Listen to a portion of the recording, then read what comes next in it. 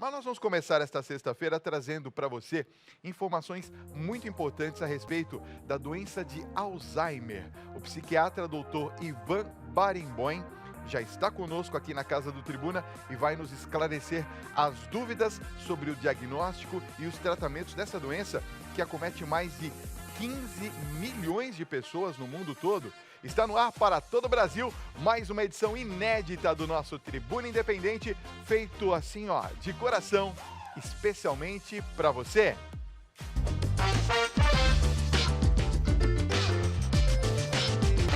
Tudo bem? Seja muito bem-vindo ao nosso programa, doutor Ivan. Muito obrigado. Olha, Alzheimer, assim, é uma doença mais comum do que a gente possa imaginar, né, doutor?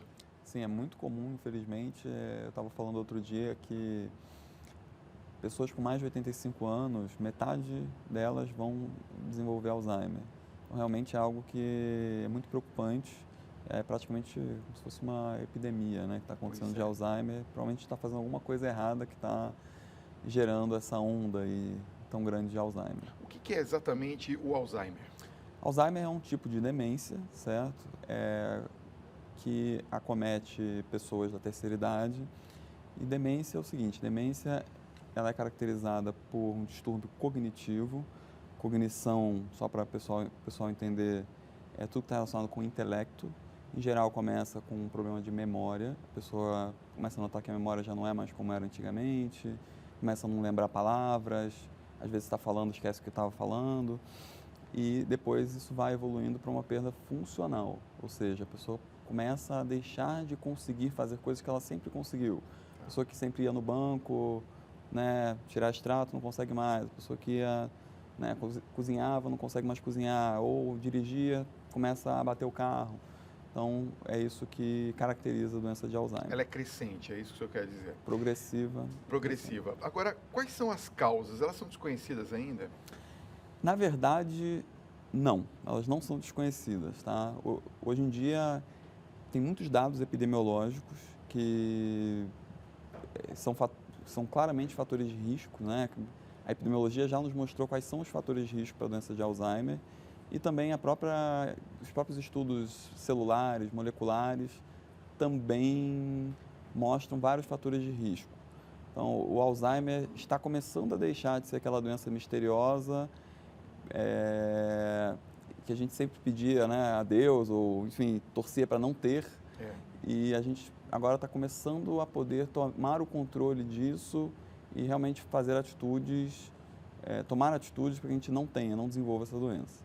Eu quero fazer uma pergunta até sobre mito ou verdade.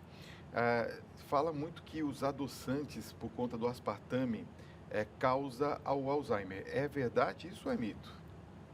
Que eu saiba é mito. O aspartame em si, sim, mas o aspartame é parte de um conjunto de atitudes não muito boas para a saúde que podem, em conjunto, gerar o Alzheimer, ou aumentar a chance da pessoa desenvolver o Alzheimer. Entendi.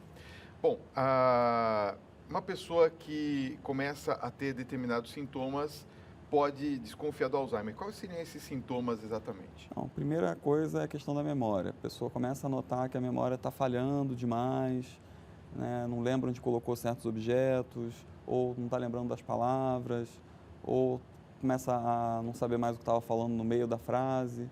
Esse, em geral, no tipo clássico, no tipo mais comum, realmente é o sintoma inicial.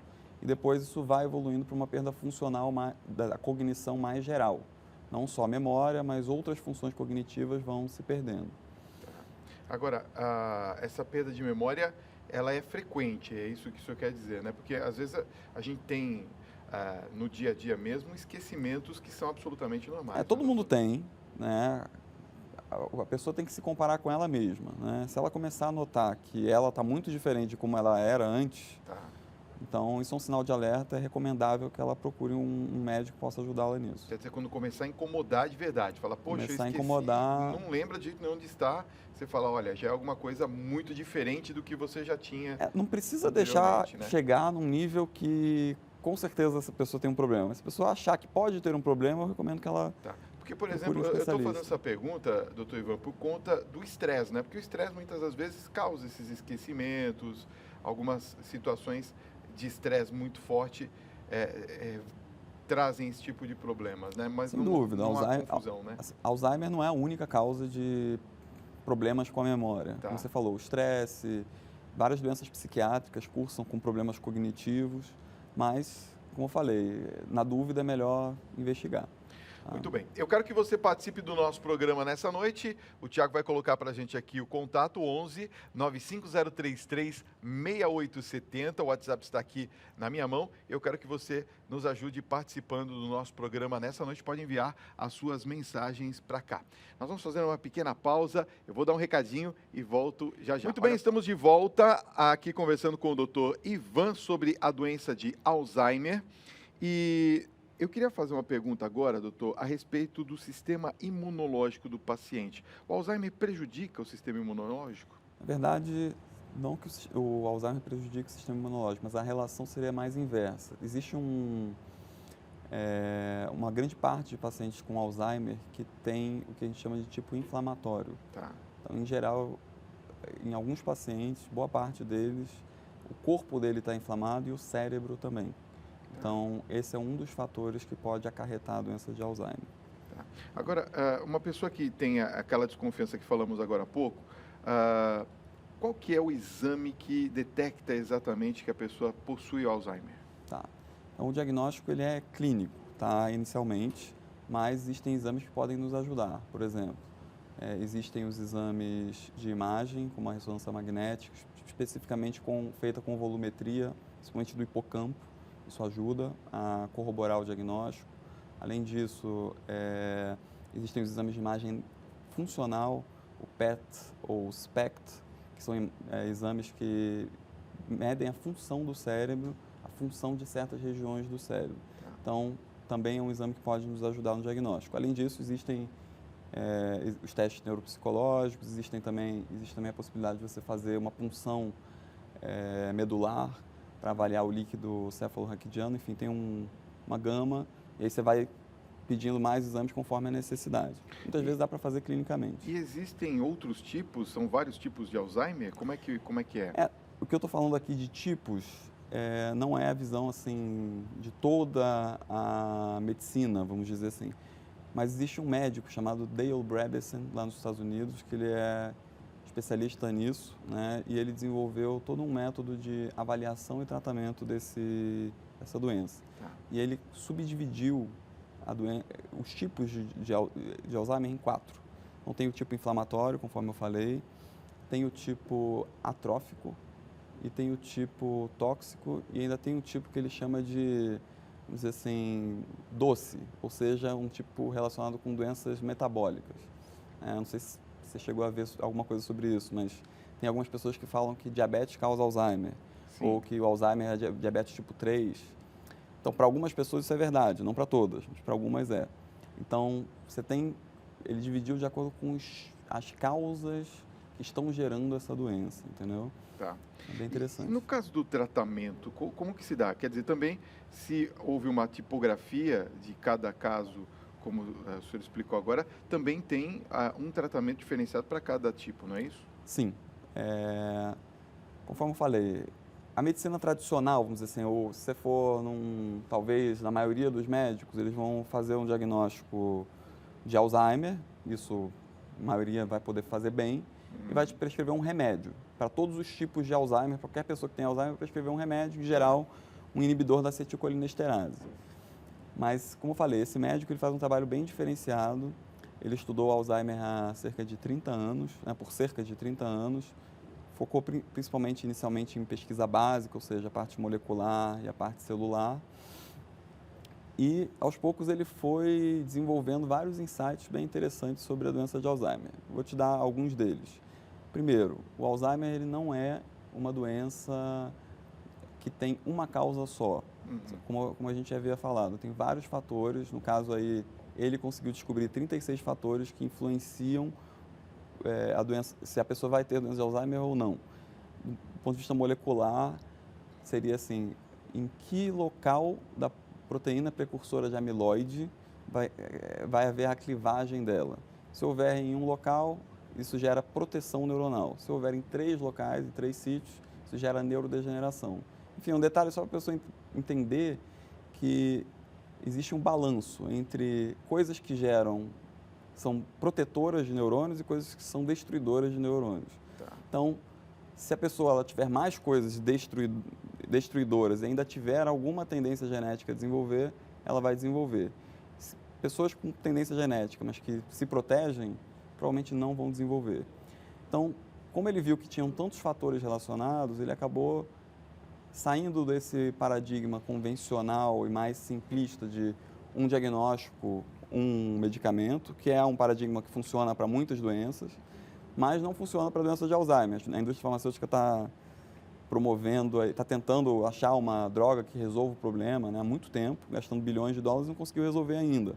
Por quê? Porque qualquer remédio que você vai usar, ele vai atuar em um caminho bioquímico, fisiopatológico específico, 1 ou 2 no máximo. Tá. Então, a droga pode ser muito boa, mas ela não vai conseguir atuar em todos esses 36 fatores. Então, qual foi o caminho que ele buscou e com o qual ele tem tido sucesso e eu tenho começado a usar também? É o paradigma da medicina funcional, que é essa questão de você personalizar, tentar entender para aquele paciente qual é a causa ou quais são as causas. É inflamatório? É metabólico? É tóxico? É atrófico? É uma mistura de alguns desses? E você conseguir resolver os problemas que estão provavelmente pendendo essa balança para o lado da neurodegeneração. E com isso já tem muitos relatos de casos, centenas de casos de recuperação, inclusive, de doença de Alzheimer. Não em casos avançados, mas em casos mais iniciais, tem vários casos de recuperação, inclusive.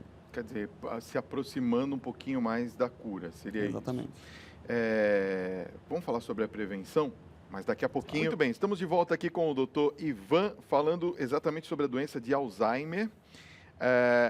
Doutor, a prevenção para essa doença, quais seriam os passos para que o telespectador ou a telespectadora possa se prevenir contra essa doença? Tá, ok. Então, existem as prevenções que são mais gerais, que servem para todo mundo. Por exemplo, exercício físico. É uma coisa que ajuda a prevenir. Tá. Qualquer coisa que você já ouviu falar que ajuda na prevenção de doenças cardiovasculares, também ajuda na prevenção de Alzheimer. Então, exercício físico, uma dieta balanceada, em geral, de preferência, uma dieta com poucos carboidratos e mais baseada em vegetais. Tá? Então, essa seria assim, a recomendação geral.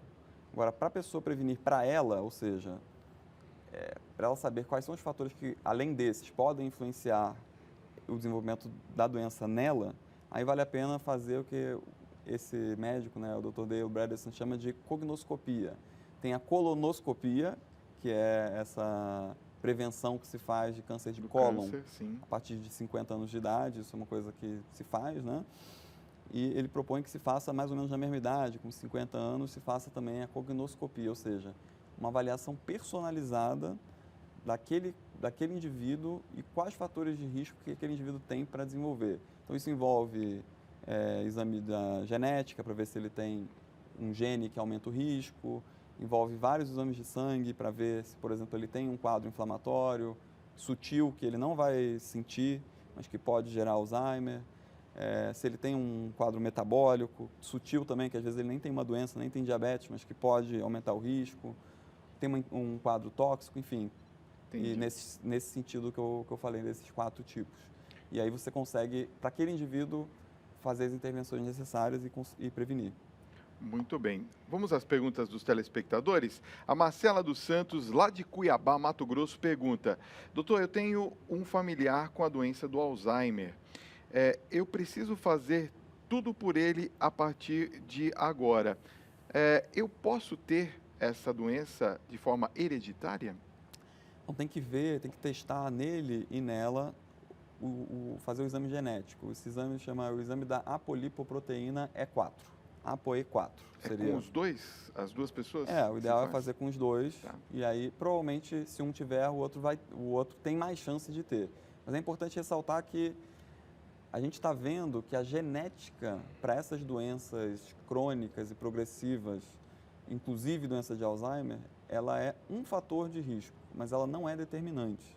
Então, se ela tiver, por exemplo, esse gene da apolipoproteína E4, isso não é uma sentença de que ela vai ter Alzheimer. Tá. Isso é um sinal de alerta de tipo assim, olha, você tem que se cuidar bem e para essas pessoas, sem dúvida nenhuma, tem que fazer essa cognoscopia e fazer essa avaliação. Quer dizer, quem tem doença de Alzheimer que está nos acompanhando agora, num familiar ou algo parecido, não deve se preocupar tanto, falar assim, não, eu hereditariamente vou ter também. Não, né? mas tem que dar uma olhada. Tem que dar uma olhadinha, acompanhar. Doutor Ivan, gostaria de agradecer muito sua presença nessa noite. Obrigado por ter vindo. Obrigado a você. Acho que esclarecemos muitas dúvidas Espero aqui que sobre sim. o assunto. Obrigado, Prazer. viu? Foi um prazer recebê-lo.